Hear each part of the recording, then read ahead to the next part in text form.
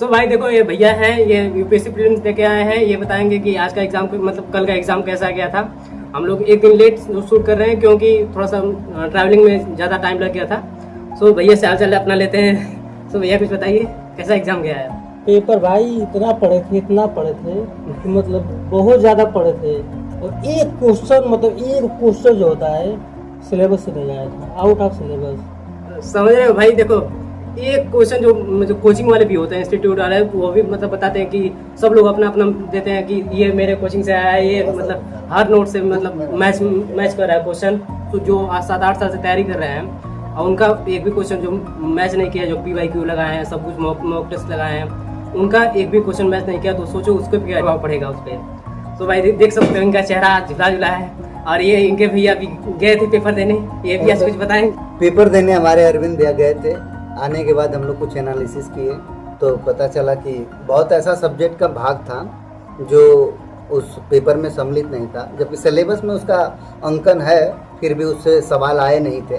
तो ये बड़ा डिमोटिवेट की बात है कि इतना तैयारी करो, सिलेबस तैयार करो, उसके बाद भी उस भाग से आएगा नहीं, तो फिर समय एक तरह से जाया ही जाता है। जब सिलेबस के अंतर्गत वो चीज़ है तो उसमें से देना चाहिए। और बहुत कुछ था जो टाइम के पर्पज़ से बाहर था, जिसके वजह से लड़कों का पेपर बहुत ख़राब गया है।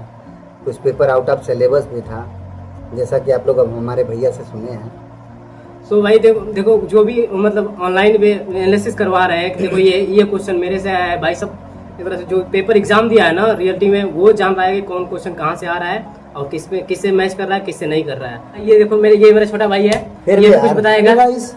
देखिए भाई, हमने भी क्वेश्चन मतलब पूरा पेपर देखा है।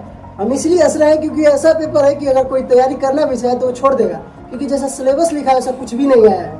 मिडावल गाइब है, उसमें से मॉडर्न हिस्ट्री गाइब है, पॉलिटी गाइब है और जियोग्राफी गाइब है। चारों पोर्शन ही गाइब है एकदम।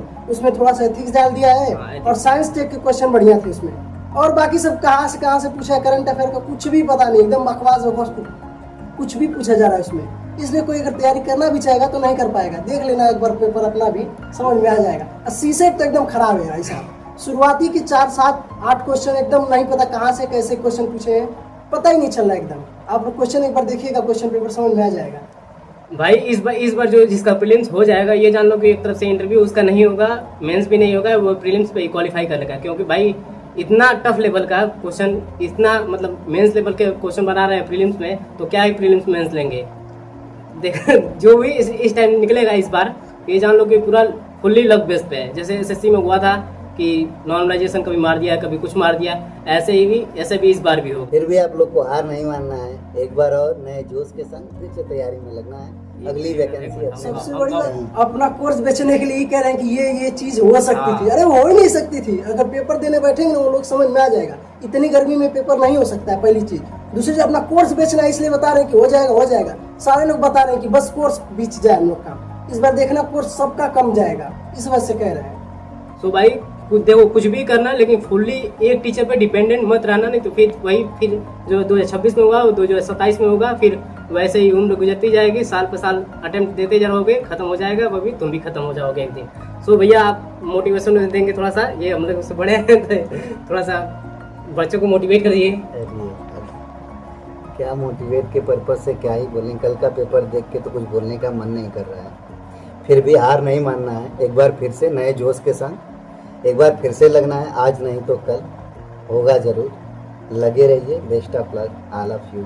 ये देखिए भैया का कितना बेचारे, एकदम चेहरा देख रहे हो कि एकदम झूला लग रहा है भाई। क्या हो, लेकिन सोचो यार कि मतलब जो खूब 7-8 साल से तैयारी कर रहा है, वो अटेम्प्ट खत्म होता जा रहा है, उसके पे क्या मतलब कोई सेंस है एक तरह से रहता है कि सिलेबस में से क्वेश्चन आ रहा है, तब तो ठीक है कि चलो ये अपनी गलती हुई कि मतलब हम नहीं पढ़े थे सिलेबस पूरा।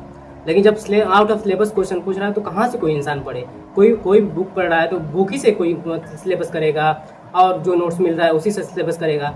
और अदर कहाँ से मिलेगा जो मतलब आउट ऑफ सिलेबस है, उसको कभी नहीं कर पाए, हमको पता ही नहीं है कहाँ से मतलब नेक्स्ट क्वेश्चन आएगा उससे।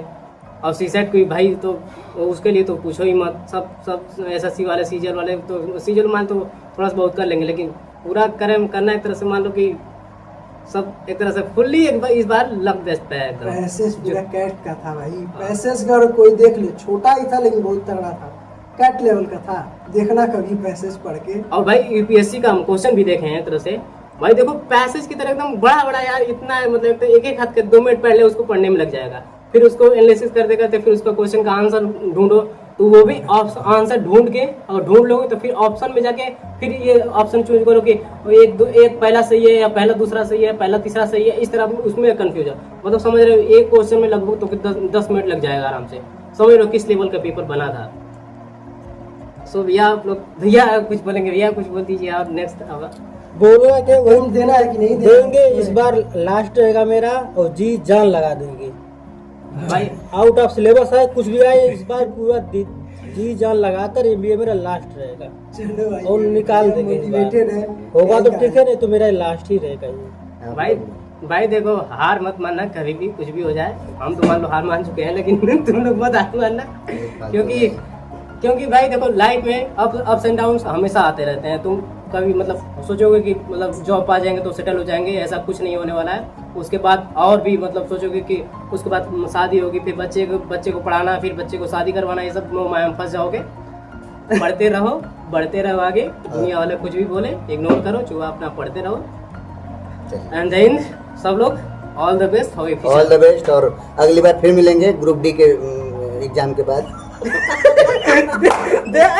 देख रहे हो भाई, यूपीएससी से सीधे ग्रुप डी पे लेकर जा रहे हैं। समझ रहे हो कहाँ थिंकिंग क्या बना रही करेंगे है यार भाई, इतना प्यारा प्यारा तैयारी, इतनी प्यारी प्यारी। ये देखिए एक छोटा सा वीडियो इनका दिखाइए, मेरे केबिन का वीडियो दिखाइए। देखिए भैया का केबिन का है वीडियो, यहाँ पे देख सकते हैं। यहाँ पे कितना मेहनत चल रहा है, 10 दिन पे एक दिन मेहनत। और इतनी तैयारी के बाद भी अगर रिजल्ट और पेपर अच्छा ना हो तो फिर दिन कैसा जाएगा आप लोग को पता ही है। इतने प्रयास के बाद भी अगर कुछ ना हो तो फिर दिन कैसा जाएगा आपको पता ही है। भाई इतना सब करने के बाद आएंगे और घर वाले पूछेंगे पेपर कैसा गया, तो फिर आपको पता है कैसा लगता है। तो फिर एक बार और लगा जाएगा, कोई नहीं, होता है, पेपर है, बनता है, कभी अच्छा जाता है, खराब जाता है। भाई एक बार जान लगा के लग जाओ, या तो जान जाए या तो सीधे आओ जॉब आए। एक बार जब तक क्या बोलते हैं वो, तोड़ोगे नहीं, जब तक तोड़ेंगे नहीं जब तक तोड़ेंगे नहीं तब तक छोड़ेंगे नहीं। हमने तो छोड़ दिया है भाई। आप भी एक बार मांझी राम बनिए।